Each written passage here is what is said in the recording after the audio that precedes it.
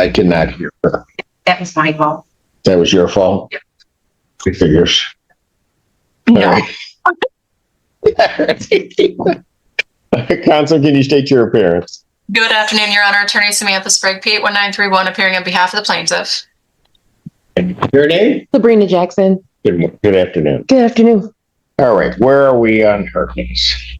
Yes, Your Honor. There is an attorney that has filed a limited scope of engagement in this matter. We have been in discussions. There is a belief that Hawk has stated to the legal aid individual that there is a payment that's been made to the property. My client has not received that. And so we're respectfully requesting a 2-week adjournment in order for us to review that alleged payment and see if we can locate it. Hold on. Just so that I'm clear, you believe there was a payment made? So I filed with an exhibit before court today of the correspondence between the Hawk representative and myself. She said there was an EFT payment made on, I have an extra one here, if you had it in time. But it was saying how there was EFT payment made on the 1st for $3,000. However, there's a check block on my account. So I guess I don't know if the payment wasn't able to be made through directly. So right now we're just trying to find out what happened to it. Okay, so this is why, say it again, why we need Amy. Because I have a spreadsheet that they provided to me. The spreadsheet for your case, I'll make sure I'm looking, has nothing. It doesn't even say that there was a check sent and that it. Mr.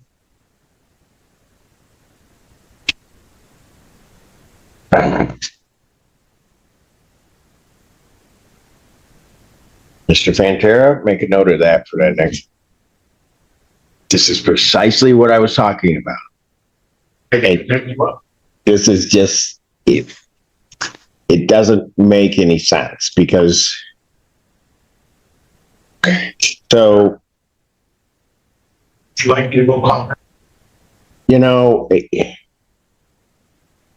counsel, you think that I did receive a copy of the email, Your Honor, and I do believe that that there's a discrepancy somewhere. My client has checked their records. They do not show receipt of it whatsoever. Additionally, no promissory letter was provided to my client, which is why they had initiated the writ. We're willing for the 2 weeks. Yeah, I'll adjourn it out 2 weeks, but just so that everybody's clear, what you're telling me would fit with what's on this sheet and not what Ms. Jackson is telling me. Because she's telling me the 3,000 went, and this sheet is telling me there's nothing, which is exactly what you got. So, okay, never mind. I could be on my soapbox all day, and I'm just not going to do that. Because this is the wrong way to treat people. And these people need to understand that this is a court, and I get they're trying to help folks, but they really need to help folks, and sometimes we need a real live person to help me with that. Otherwise, I'll just start evicting people, and then they got to play catch up. Okay, I'm not me. The judge isn't just frustrated, he's calling out a systemic failure. Courts rely on accurate records, and when paperwork doesn't match reality, it's the defendants who suffer. His sarcasm about evicting people is a not-so-subtle warning. Get your act together, or consequences will follow. Okay, not you. I'm kidding. No, it's just been really frustrating. Like, even for this court case, I never got anything in the mail. I never got any notifications. I've called, I reached out, it hasn't been any correspondence. I've tried to do my due diligence of what I had to do on my end, but it's scary. I have 2 small children now. Seeing notes like that. That's exactly what I'm saying. Why I was kind of. Thank you so much. That's why just so that you know where part of my, I'll call it frustration comes from, is there's a monthly meet first Wednesday, and we find out the courts, the judges find out by email that instead of having a real person here that can tell us something and investigate it, that we get this printout of what's going on in everybody's case. And my feeling on that is that's just wrong, because if you didn't show up and tell me or couldn't somehow articulate it, there'd be an eviction. They don't get that. It wasn't easy. Huh? It wasn't easy. It was not an easy process, but yeah. No, I got you. And it just, no, you can send me a piece of paper, but I'm dealing with Miss Jackson, I'll just tell you this. Between now and then, certainly nothing's going to happen to you. Thank you. We're going to figure it all out. I'm not going to let anything happen to you. I appreciate it. And that's before my next meeting, which will be the 6th. So mark that date, Mr. Fantera, because they're going to hear from me. This should not happen. Ever. The court calls the case, Asylum Farms. There's Travis, is it Ackerman? Correct. Did I pronounce that correct? Yes, Your Honor. Wow. Sorry. I know. People down. Sorry. Hey, it's You're good. no, it's okay. It's a blind squirrel finds a nut every once in a while. And Nicole Meltzer, right? Yeah. Okay. Well, it's Ackerman. It's not changed. My wife now, we are married, so. When did that happen? Oh, September 2 years ago. 2 years ago? years ago, this September, yeah. Oh. I think I can still say congratulations, right? Thank you very much. All right. Where are we on this? Your Honor, I emailed over to the court a proposed consent judgment that sets forth terms that defendants had proposed, I believe, to Patty and then also to my office. I don't know if they've had an opportunity to review that document. A proposed consent judgment is on the table, but the devil's in the details. Payment arrangements, deadlines, and eviction clauses. This is where landlord-tenant disputes get messy. The judge is playing referee, ensuring both sides understand the stakes before signing anything. Yet, but it sets forth some payment arrangements with a final payment that encompasses the May rent. I believe it was May 15th was the final date, if memory serves me. Yes, May 15th is the final date. Why don't I give this to you, and I'll pass your matter briefly. If you can read it, you may have to squint that small print on the paragraph 10. But if you can go through it right now, that's fine too. No, that's fine. They can go through it. Okay. Okay. Yeah, this would be the first that we're seeing this, Your Honor. So we just want to clarify a couple details. Am I correct? What?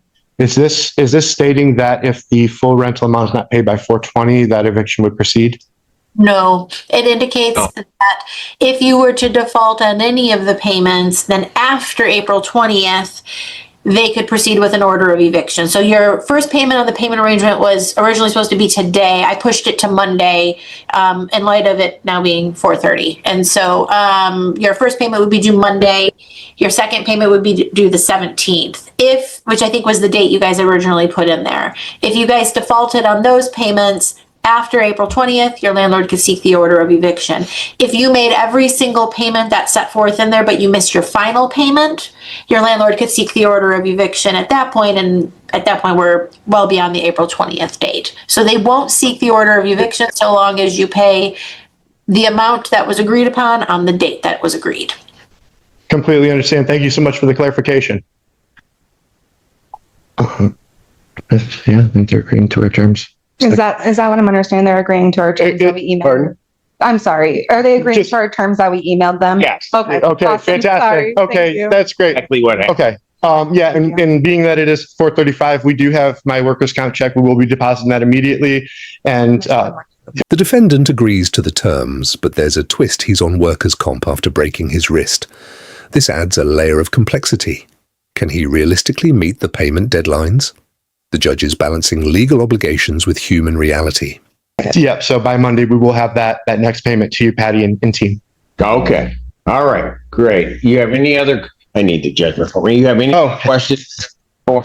No, I just want to go on the record that my job did terminate me as I'm on workers' comp as well. So we are working on that as well. currently. Couple slight So variables on Tuesday, aside from also this, turned we me will. after I broke my wrist at work.